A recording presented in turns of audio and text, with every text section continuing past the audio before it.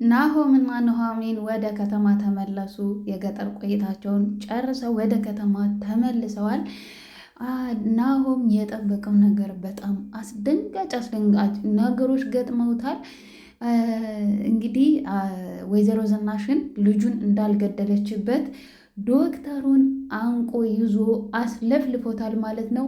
አምራን ደግሞ ወይዘሮ ዝናሽን አሁንም ማስፈራራቷን ቀጥላለች። ነገር ግን እንግዲህ ዝናብ የበሰበሰ አይፈራም ነው የሚባለው። እንግዲህ ወይዘሮ ዝናሽ ደግሞ በቃ ሁሉ ነገር ስለተገላለጠ እጄንም ለፖሊስ እሰጣለሁ ብላለች ማለት ነው። አቶ ሌኩን ደግሞ ለፖሊስ እጄን እሰጣለሁ፣ ሁሉንም ነገር ለናሆም አወርሳለሁ ብሏል ማለት ነው። እንግዲህ ናሆም ግን የግል ልጁ ሳይሆን አይቀርም። የአቶ ሌኩን የግል ልጁ ሳይሆን አይቀርም። እንግዲህ በዘዴ በር ላይ አመተው ቁጭ እንዲያደርጉት ያስደረገ ይመስላል። እንግዲህ ውድና የተከበራችሁ የቻናል ቤተሰቦች እነሆ ኑሃሚን ድራማን ቀጣዩን ክፍል ይዤላችሁ ቀርብ ያለው ከድራማው ጋር አብረን እንቆይ ማለት ነው። እንግዲህ ናሆምና ኑሃሚን ወደ ለገጠር ፕሮጀክት ለማስፈጸም እንደሄዱ ታስታውሳላችሁ። አሁን እንግዲህ ኑሃሚንም ከተጠለፈችበት አምልጣ እንግዲህ ናሆም እግሩን ተሰባብሮም ተጠጋግኖም ወደ ከተማ ተመልሰዋል ማለት ነው። እንግዲህ ወደ ከተማ ሲመለሱ የገጠማቸው በጣም እንግዲህ ኑሃሚንና ናሆም ወደ ከተማ ሲመለስ እንግዲህ ናሆም በዛ እንግዲህ አስደንጋጭ ነገር ሰብስበው ነው የጠበቁት። እንግዲህ በዚህ አምራን፣ በዚህ ደግሞ እናትና አባቱ በቃ በጣም ብዙ ነገር ነው እንግዲህ ይዘው የጠበቁት ማለት ነው። እና ወይዘሮ ዝናሽ ልክ እንደሄደች በቃ እንግዲህ ናሆም ኤሚንም አውቃለች። ኤሚም ደግሞ እንግዲህ ናሆም ወንድሟ እንዳልሆነ ዳግም ደግሞ ወንድሟ እንደሆነ አረጋግጣለች ማለት ነው። እንግዲህ ሳታስበው በዛ ዲኤንኤ ምክንያት ነው እንግዲህ ሁሉንም ነገር ያወቀችው ኤሚን። እና እንግዲህ አባቱም ደግሞ ይህንን ነገር እንዳለ ያለኝን ውርስ ለናሆም ነው ማወርሰው ብሏል። ለዳግም ሰጠዋለሁ ያለውን አክሲዮን አልሰጥም፣ የራስሽ ጉዳይ፣ በቃ እንፋታ ብሏል ማለት ነው። እንግዲህ አቶ ሌኩን በቃ እንደ ኤሚን ራሴን አጠፋለሁ ብላ ወይዘሮ ዝናሽም ደግሞ በብርጭቆ ከስክሳ እጇን ቆራርጣ ብጥልም ወይ ፍንክች ብሏል። እንግዲህ ወንድ ልጅ ቆረጠ ብሏል አቶ ሌኩን። በቃ ምንም ቢሆን እጄ ለፖሊስ እሰጣለሁ፣ ሁሉንም ንብረት ግን ለልጄ ለናሆም ነው ማወርስ ብሏል። እንግዲህ ናሆም ከሌላ የወለደው ልጁ ይመስለኛል። እንግዲህ ሚስቷ በር ላይ ጥላበት ይመስለኛል። እንዴት መንገድ ላይ ላገኘ ልጅ ይሁን ሁሉ ንብረት ያወርሳል? ከኤሚን ከወለዳት ከልጁ አስበልጦ ማለት ነው። እንግዲህ ዝናሽ እንዳትጠራጠርበት ብሎ ይመስለኛል። እንደዛ ይመስላል። ምክንያቱም ይህን ሁሉ ሀብት እንዴት ሊያወርስ ይችላል? ነገር ግን ኤሚንም ደግሞ ምንም ይሁን ምን ናሆም ወንድሜ ነው ብላ ነው እንግዲህ ያመነችው። ምክንያቱም እንደ እህት እንደ ወንድም እንደዛ እንደ እህትና እንደ ወንድም ነው እንግዲህ ያወቁት። እቺ አምራን መታ ነው እንግዲህ ቤቱን ምስቅልቅል ያደረገችው። እንግዲህ ጥፋቱ እንደሆነ አምራንን ወደዛ ቤት ይዟት ማስገባቱም ጥፋቱ እንደሆነ በጣም እየተገለጠለት ነው። በእርግጥም አምራን በፍጹም እንደማትወደው እሱ ግን በፍቅር እንደሚወዳት እሷ ግን ገንዘቡን ብቻ ፈልጋ እንደገባች ቋምጣ እንደገባች፣ ነገር ግን ይህን ገንዘብ ግን ላታገኘው ነው። በቃ ሁሉንም ነገር አውቋል። እንግዲህ ዝናሽ እኔ ባጠባጡቴ እምልልሃለሁ ልጄ በፍጹም ያንተ ልጅ በፍጹም አልገደልኩም፣ ልጄ የምሬ ነው እመነኝ ብላ ምላ ተገዝታ ነግረዋለች። እውነት ነው። ወይዘሮ ዝናሽ የናሆምን ልጅ አልገደለችውም። እንግዲህ የናሆምን ልጅ የገደለው ኤርሚያስ ነው። እንግዲህ ገፍቶ ሲጥላት ነው ልጁ የወረደው።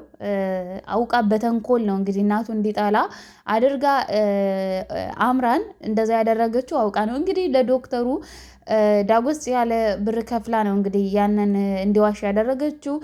ናሆም ደግሞ እንግዲህ የኑሃሚንን ምክር ሰምቶ በቃ ዶክተሩን ማጣራት አለብኝ ብሎ እንግዲህ አጣርቶ ጥፍርቅ አድርጎ አንገቱን አንቆ ሽጉጡን ይዞ ሲጠይቀው በፍጹም እሷ ነፍሰ ጡር አልነበረችውም፣ ብር ከፍላኝ ነው እንደዚህ እንደዋሽ ያደረገችኝ፣ እባክህ እንዳትገለኝ እባክህን ብሎ ለምኖ ሲነግረው በጣም ነው የደነገጠው። ናሆም በጣም ነው የደነገጠው።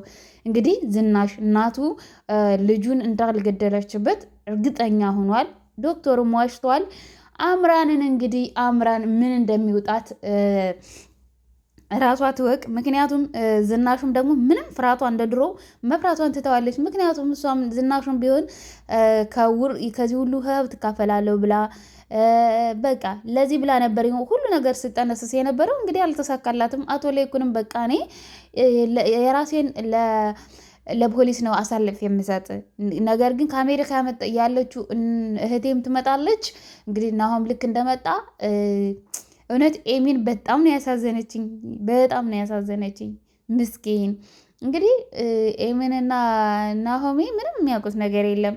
እነሱ ሁለቱ ባጠፉት ጥፋት እንግዲህ በቃ ቤቱ ትርምስምስ ብሏል። ፍቺ ሊፈጸም ነው። በቃ እኔ አልፈልግም ብሏል። እኔ እወድሃለሁ ብትለውም እንግዲህ እሱ ምን የማልጠላሽም ብሏል። ነገር ግን ኤሚም ደግሞ እያለቀሰች ብትለምነው ራሴን አጠፋለሁ ብትለው ናሆምም ደግሞ ቢለምነው በፍጹም ብሏል። እኔ አሁን ያለኝን እንዳለ ንብረት አክስትም ከአሜሪካ ትመጣለች፣ ሁሉንም ነገር ለአንተ አወርሰሃለሁ። ነገር ግን እኔ አምንሃለሁ እህትህን ኤሚን እንደማትረሳት ዳግምንም እንድታስበው ደስ ይለኛል፣ ብታስበው ደስ ይለኛል። ዳግምንም እነኚህ ሁለት ልጆች ለአንተ አደራ ሰጥቻለሁ ብሎ እኔ አባዬ እኔ ከአንተ ምንም ነገር አልፈልግም፣ ምንም ነገር የምፈልገው ነገር የለም አባዬ፣ እኔ ቤት እንዳይፈርስ ነው የምፈልገው፣ እኔ እናንተን ገንዘብ በፍጹም አልፈልግም ይለዋል ማለት ነው። እና አባዬ ንገሪኝ ምንድን ነው የሆንከው ብሎ ቢጠይቀው በፍጹም ሊነግረው አልቻለም። ኤሚ ደግሞ ልትነግረው ነበረ። ኤሚ እንግዲህ ወንድሟ እንዳልሆነ አውቃ ነው እንግዲህ እንደዛ የምታለቅሰው። በቃ በጣም ርብሽብሽ ብላለች። እንደ ድሮ ቢቀልዳትም ምን ቢላትም ምንም በቃ እሱን ስታይ ማልቀስ ሆኗል ስራዋ ማለት ነው። እና ቤተሰባችን ሊፈርስ ነው ብላ ነው እንግዲህ ወንድም ምንም ያክል ማጣት ማለት ከባድ ነው። እንግዲህ እንደ ወንድሟ ተቀብላ አብሯት ያደገ አብሯት ስንት ነገር በቃ ጠበቃ ወንድም መከታ ነው በእውነት። እና እንደዛ የሆነላትን ወንድም እንግዲህ እነሱ እውነቱን ሲያውቅ እህቴ አይደለሽም ሊል ይችላል፣ አይታወቅም። እንግዲህ ይህን ፈርታ ነው እንግዲህ በቃ እሱን ስታ የምታለቅሰው ማለት ነው። እኛ ንብረት አንፈልግም፣ እናንተ አትንገሩት፣ በቃ ልጁን ጨርቁን አስጥላችሁ እንዳታሳብዱት። እማዬ ተይ፣ እኔ ናሆምን በእውነት ልጄ ነው። ነገር ግን ደግሞ አባትሽ ሁሉንም ነገር ለእሱ ብቻ ማውረሱ ደስ አላለኝም፣ በቃ ደስ አላለኝም ብላለች ማለት ነው ወይዘሮ ዝናሽ። ልክ እንደመጣ እንግዲህ ሁሉንም እቅፍ አድርጎ ስሟቸዋል። በጣም ተደስተው ነበረ። ነገር ግን አቶ ለይኩን አሁንም በር ዘግቶ ማልቀስ ጀምሯል። ኑሐሚን ደግሞ እንግዲህ ቤት ስትሄድ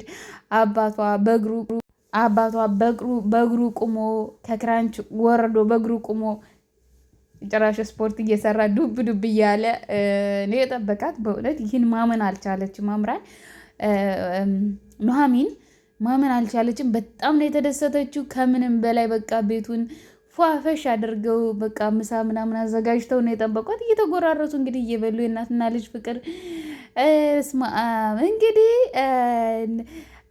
እንግዲህ የኑሐሚን እናት ናሆም በጣም ወፍረሽ ነው የመጣሽው፣ ምንድነው አያትሽ ተንከባክበሻል፣ አያትሽ በጣም ነው የተንከባከበችሽ እያለች እንግዲህ እያውጣጣቻት ይገኛል።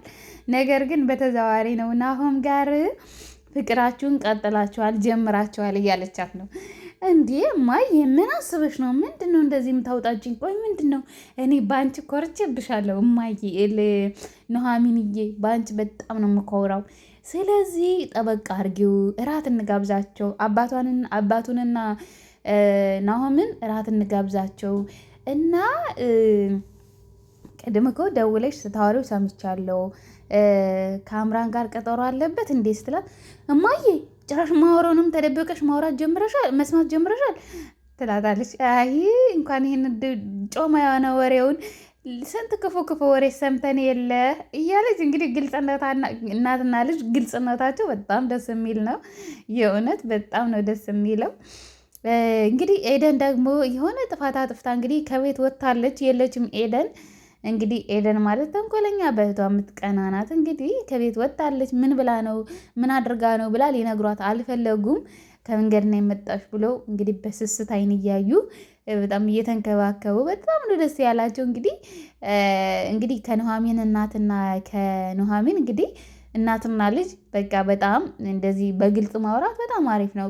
ከቤተሰብ ጋር ያለንን ሪሌሽን ብናወራ ዲስከስ ብናደርግ ከቤተሰቦቻችን ጋር መፍትሄ ምንም ይኖራል እና አሪፍ ነው ማለት ነው። እና በእውነት እኔ ናሆምና ኑሐሚን አሁን አምራንን በቃ ጠልቷታል። ናሆም አምራንን ጠልቷታል ማለት ነው። እንግዲህ ናሆምና ኑሐሚን የድሮ ፍቅራቸውን ይመልሳሉ በቃ በእውነት እንግዲህ ዳግም ነው የሚያሳዝነው። በዚህ አባቱ ሞቷል፣ በዚህ ደግሞ ኑሐሚንን ይወዳታል። በቃ ዳግም በጣም ያሳዝናል። ኑሐሚን ደግሞ እንግዲህ ምንም አይነት ፍቅር የላትም ለዳግም። ናሆም ለራሱ እየወደዳት ነው። ስማው ወርዳለች ከመኪና በቃ በፍቅር አይን ነው የሚያያት። በቃ ተቀይሯል። አምራን ልክ እንደመጣ አበባ ይሰጣታል ማለት ነው። እያት እንግዲህ ተንኮሏን ተንኮል ማለት ነው። አበባ ሲሰጣት ምን ነው አነሰ አይባልም። በእውነት እሱ ያው ከልቡም ነው። አሁን ግን ተጠራጥሯታል። እናቴ ጋር ይህን ያክል ያላችሁ ነገር ምንድን ነው ብሎ ጥያቄ ፈጥሮበታል ማለት ነው። የወይዘሮ ዝናሽና የአምራን ነገር እና በቃ የኑሐሚንን ሰምቷት ነው ምክሯን ሰምቶ ነው እንግዲህ ሂዶ ያረጋገጠው ማለት ነው። አውራ የኔ ፍቅር የኔ ምን ምናምን እያለች አውቃ ማለት ነው እንደዛ ሸውዳው ነበረ። እሱ ግን በቃ እሺ ልጃችን ያጣ ነው ለምን አብረን አናድርም ሲላት ለራሱ አናድርም ነው ያለችው ማለት ነው። አናድርም ነው ያለችው። አስቡ እንግዲህ የእውነት ብትወደ የእውነት ብታፈቅረው ኑሮ እሺ ትለው ነበረ። ሲቀጥል ደግሞ የሰጣትን አበባ ምንድን ያደረገች ቆሻሻ ውስጥ ነው ጥላ ሄደች፣ ባስኬት ውስጥ ማለት ነው። እዩት እንግዲህ ናሆም በጣም ነቅቷል። ነቅቷል፣ ሁሉ ነገር ነቅቶባታል። አሁን እንግዲህ በጭራሽ አይኗን ሊያያት አይፈልግም። ምክንያቱም ለኑሐሚን አስረግጦ ነው የነገራት። እኔ እማዬ ልጄን እንዳልገደለችው ካወቅኩ አምራንን ምን እንደማደርጋት እኔ ነው የማውቀው። አምራን ዋሽታኝ ከሆነ ማደርገው እኔ ነው የማውቀው ብሎ ትዝቶ ነው የመጣው። ገና ከገጠር ሲመጣ ማለት ነው። እንግዲህ ዶክተሩን አንቆ ሲይዘውም ያው አዋጣጦታል ሁሉን ነገር። እንግዲህ አቶ ላይኩንም ወስኗል እጁ ለፖሊስ ለመስጠት። ወይዘሮ ዝናሹም ደግሞ እጇን ለፖሊስ ለመስጠት ወስናለች። በእውነቱ ምን ቀረኝ አሁን እኔ የልጆቼ ጉዳይ ነይ ብላ ደውላ ማስፈራራቷን ቀጥላለች። በፊት ነበረ በጣም የምትፈራላት በጣም የምትንቀጠቀጥላት ወይዘሮ ዝናሽ ለአምራን። አሁን የፈረሰ ቤት ምን አለኝ ብዬ ነው ቁጭ ምለው እንደው እስር ቤቱ ይሻለኛል ብላ ወስናለች። እንግዲህ ለኤሚንና ለዳግም ለናሆም የሚሆነውን ነገር ካየች በኋላ በቃ እጇን ለፖሊስ መስጠት ነው የወሰነችው። አቶ ላይኩንም እንግዲህ በቃ ከባለፈው ጀምሮ እንግዲህ በር ዘግቶ መጠጥ ሆኗል። ጠዋትም ማታም ልብሱን አይቀይር። እንደውም ናሆም ማበጠሪያና መቀስ ይዞ ሄዶ እንዲሁ ወደ ድሮ ሊመልሰው ቢፈልግም አይ ልጄ እኔ በፊት እንዴት እንደስታደርገኝ እንደነበር ታስታውሳለህ ይለዋል። ቂም ይዘህ ነው እንዴ ይለዋል። አቶ ላይኩን ደግሞ አይ እንደዛ ማለት አይደለም አባዬ፣ ግን በቃ ወደ ድሮት ውስጥ እንድትመለስ ብዬ ነው አባዬ። እኔ እንደተበሰቃቅለህ ገርጥተህ ማየት አልፈልግም። ጠቁረሃል፣ ገርጥተሃል አባዬ። ምንድን ነው የሆንከው? ንገረኝ። እማዬም ሆነ አንተ ልትነግሩኝ አልፈለጋችሁም። የተፈጠረውን ነገር ንገሩኝ። ለምንድነው ልክ እንደ ቤተሰብ ዲስከስ ማናደርገው? ለምንድነው ማናወራው? ምንም የሚወራ ነገር የለም። ዝናሽም ብትሆን ከዚህ በላይ ስለኛ ከሰማ ለአንተ ይጎዳል እንጂ አይጠቅምም ትለዋለች። ኤሚን እንደውም ልትነግረው ነበረ፣ በእውነት ልትነግረው ነበረ ሁሉንም ነገር፣ ግን ሌላ ነገር ሲያወራ በቃ ተወችው ማለት ነው። እና በጣም ነው የፈራችው ኤሚን። እውነት ቤተሰብ እንደዚህ ትዳር ሲፈርስ በነገራችን ላይ በጣም ልጆች ነው የሚጎዱት። በእርግጥ ናሆምና ኤሚን ልጆች አይደሉም፣ ግን ቢሆንም በቃ ቤተሰብ ህፃናት ነው የሚጎዱት። አብዞ ህፃናት እንዴት ቤተሰብ በቃ ሲበተን በጣም ያማል። በጣም ማለት ነው በጣም ነው የሚያስጠላው። እና ከባድ ነው በእውነት እነሱ በሰሩት በደል፣ ወይዘሮ ዝናሽ በሰራችው በደል ይህ ሁሉ ቤተሰቡ እንዲፈርስ የሆነበት ምክንያት እንግዲህ ዝናሽ ናት ዋነኛዋና መሪዋ ማለት ነው። ስለዚህ ይሄ እውነት ለመናገር በጣም ብዙ ነገር የምንማርበት ነው። ብዙ ነገር የሚያስተምር ድራማ ነው። ይህን ሁሉ ነገር ማለት ከትዳር ውጪ እንደዚህ በመሄዳቸው ነው እንግዲህ ይሄ ነገር የትዳር ሁሉ ፍርስርስ ያለው። በቃ እምነት አለማኖር፣ አንዱ አንዱን አለማመን እና ለዚህ ነገር ይዳረጋል በትዳር ውስጥ ሲኮን ማለት ነው። ስለዚህ